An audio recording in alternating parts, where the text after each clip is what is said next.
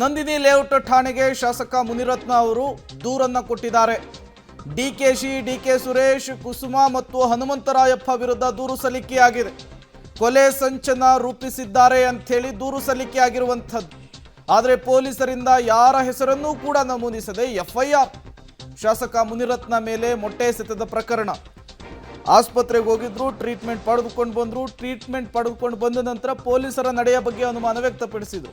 ಈಗ ಡಿಕೆ ಸುರೇಶು, ಕುಸುಮಾ, ಹನುಮಂತರಾಯಪ್ಪ ವಿರುದ್ಧ ದೂರು ಕೊಟ್ಟರು.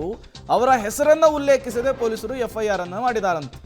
ಇದೆಲ್ಲವನ್ನೂ ಕೂಡ ನೋಡ್ತಾ ಇದ್ರೆ ವಿಪಕ್ಷಗಳು ಮಾಡ್ತಾ ಇರುವಂತಹ ಆರೋಪಕ್ಕೂ ಆಡಳಿತ ಪಕ್ಷದವರು ಪೊಲೀಸರನ್ನ ಬಳಸ್ಕೊಳ್ತಾ ಇದ್ದಾರೆ ಅನ್ನುವಂತಹ ಅವರ ಹೇಳಿಕೆಗೂ ಸರಿ ಹೋಗಿದೆ ಅಂತ ಹೇಳಿ ಆರೋಪಿಗಳ ಹೆಸರನ್ನ ಉಲ್ಲೇಖಿಸದೆ ಝೀರೋ ಎಫ್ಐಆರ್.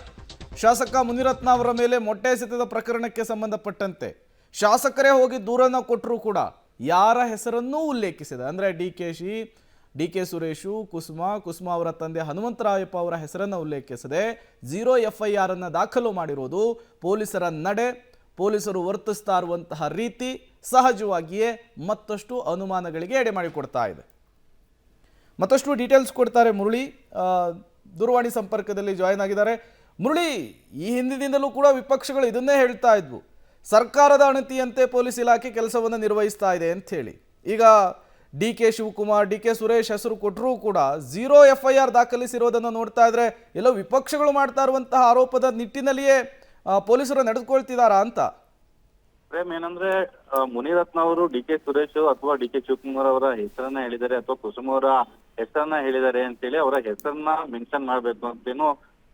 ಆದ್ರೆ ನಿನ್ನೆ ನಡೆದಂತ ಘಟನಾವಳಿ ಏನಿತ್ತು, ಘಟನಾವಳಿ ಇನ್ಸ್ಪೆಕ್ಟರ್ ಕಣ್ಣ ಮುಂದೆನೆ ನಡೆದಿರುವಂತದ್ದು. ಜೊತೆಗೆ 3 ಜನರನ್ನ ವಶಕ್ಕೆ ತೆಗೆದುಕೊಂಡಿದೀವಿ ಅಂತೇಳಿ ಖುದ್ದು ಡಿಸಿಪಿ ಅವರೇ ಹೇಳಿದ್ದಾರೆ.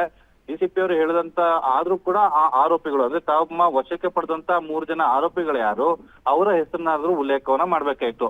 ಆಫ್ಟರ್ ದ ಇನ್ವೆಸ್ಟಿಗೇಷನ್ ಅಲ್ಲಿ ಡಿಕೆ ಸುರೇಶ್ ಅವರ ಪಾತ್ರ ಇರುವಂತದ್ದು ಅಥವಾ ಡಿಕೆ ಶಿವಕುಮಾರ್ ಅವರ ಪಾತ್ರ ಇರುವಂತದ್ದು ಅದು ಕೊನೆಯ ಹಂತದಲ್ಲಿ ಬರುವಂತದ್ದು. ಆದ್ರೆ ಪ್ರಾಥಮಿಕ ಹಂತದಲ್ಲೇ ತಮ್ಮ ವಶದಲ್ಲಿರುವಂತ 3 ಜನ ಆರೋಪಿಗಳೇನಿದ್ರು ಅವರನ್ನ ಕೂಡ ಅವರು ಉಲ್ಲೇಖವನ್ನ ಮಾಡದೇ ಇರುವಂತದ್ದು ಸಾಕಷ್ಟು ಅನುಮಾನಗಳಿಗೆ ಎಡೆಯನ್ನ ಮಾಡ್ಕೊಟ್ಟಿರುವಂತದ್ದು.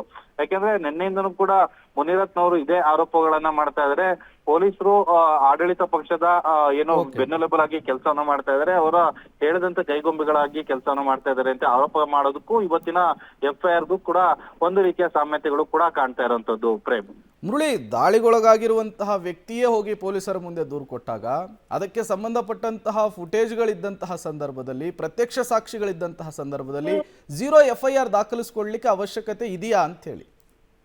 ಪ್ರೇಮ್, ಏನಂದ್ರೆ ಇಲ್ಲಿ ಪ್ರತ್ಯಕ್ಷ ಸಾಕ್ಷಿಗಳು ಬೇರೆ ಪಕ್ಷದವ್ರು ಇರ್ಬೋದು ಅಥವಾ ಬೇರೆ ವ್ಯಕ್ತಿಗಳಿರ್ಬೋದು, ಅವರನ್ನ ಪರಿಗಣನೆಗೆ ತೆಗೆದುಕೊಳ್ಳದೆ ಇದ್ರೂ ಕೂಡ ಅಲ್ಲಿ ಖುದ್ದಾಗಿ ನಂದಿನಿ ಲೇಔಟ್ ನ ಇನ್ಸ್ಪೆಕ್ಟರ್ ಇರ್ತಾರೆ. ಯಾಕಂದ್ರೆ ನೀವು ದೃಶ್ಯಾವಳಿದಲ್ಲಿ ನೋಡಬಹುದು, ಮುನಿರತ್ನ ಅವರ ಹೊಟ್ಟೆ ಅಟ್ಯಾಕ್ ಆಗಂತ ಸಂದರ್ಭದಲ್ಲಿ ಇನ್ಸ್ಪೆಕ್ಟರ್ ಖುದ್ದಾಗಿ ಅದೇ ಜಾಗದಲ್ಲಿ ಇದ್ರು. ಅವರೇ ಕೂಡ ಐ ವಿಟ್ನೆಸ್ ಆಗಿರುವಂತದ್ದು. ಯಾರು ಆ ಕಡೆಯಿಂದ ಮೊಟ್ಟೆನ ಬಿಸಾಡಿದ್ದಾರೆ, ಯಾರು ತಮ್ಮ ವಶಕ್ಕೆ ಪಡ್ಕೊಂಡಿದ್ದಾರೆ, ಅವರೆಲ್ಲರೂ ಕೂಡ ಐ ವಿಟ್ನೆಸ್ ಗಳಾಗಿ ಇರುವಂತದ್ದು. ಅವರು ಐ ವಿಟ್ನೆಸ್ ಆಗಿದ್ರು ಕೂಡ ಒಬ್ಬ ಇನ್ಸ್ಪೆಕ್ಟರ್ ಐ ವಿಟ್ನೆಸ್ ಆಗಿದ್ದು ಕೂಡ ಈ ರೀತಿಯಲ್ಲಿ ಪ್ರಕರಣವನ್ನ ದಾಖಲು ಮಾಡ್ಕೊಂಡಿರುವಂತದ್ದು ಸಾಕಷ್ಟು ಅನುಮಾನಗಳಿಗೆ ಎಡೆ ಮಾಡಿಕೊಟ್ಟಿರುವಂತದ್ದು. ಅಂದ್ರೆ ಡಿಕೆ ಶಿವಕುಮಾರ್ ಅವರ ಹೆಸರನ್ನ ಹಾಕ್ಬೇಕು ಅಂತಲ್ಲ, ಅಟ್ಲೀಸ್ಟ್ ಕನಿಷ್ಠ ಪಕ್ಷ 3 ಜನ ವಶಕ್ಕೆ ಅಂತ ತೆಗೆದುಕೊಂಡಿದ್ರು, ಅವರ ಹೆಸರುಗಳನ್ನಾದ್ರೂ ಇವರು ಮೆನ್ಷನ್ ಅನ್ನ ಮಾಡಬಹುದಿತ್ತು. Prem, okay, thank you Murali ತಮ್ಮೆಲ್ಲ ಮಾಹಿತಿಗಾಗಿ.